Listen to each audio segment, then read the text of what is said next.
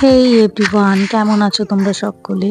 তো নিয়েছি তোমাদের সাথে একটা ছোট্ট মিনি ব্লগ বলাও ভুল, 11 মিনিটের ব্লগটা। তো এটা আমার অন্য ফোনে ছিল, এতদিন ধরে তোমাদের সাথে শেয়ার করতে পারিনি। তো ফোন থেকে এখন পাওয়ার পর আমি ভাবলাম তোমাদের সাথে শেয়ার করি।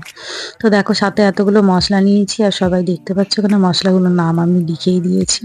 আর দেখো, এত জোরে ফ্ল্যাশ করেছি যে ফ্ল্যাশের জন্য সাদা দইটাকে তোমাদের দেখাই যাচ্ছে না। তো এখানে আমার বর এই যে 5 কিলো চিকেনটা নিয়েছে এবং কাটিং করছে।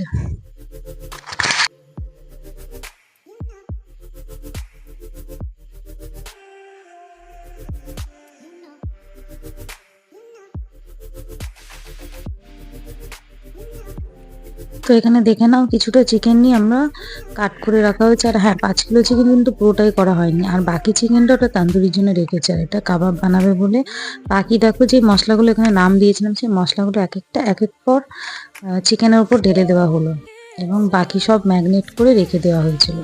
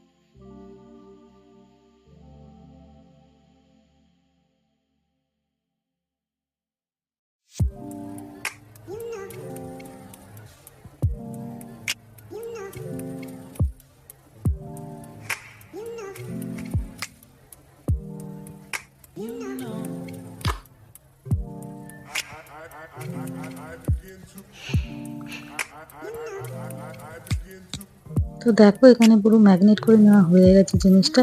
আর আমার বর ভিডিওতে আসতে চায় না বললো, একদম মুখটা সরিয়ে নিল ফট করে।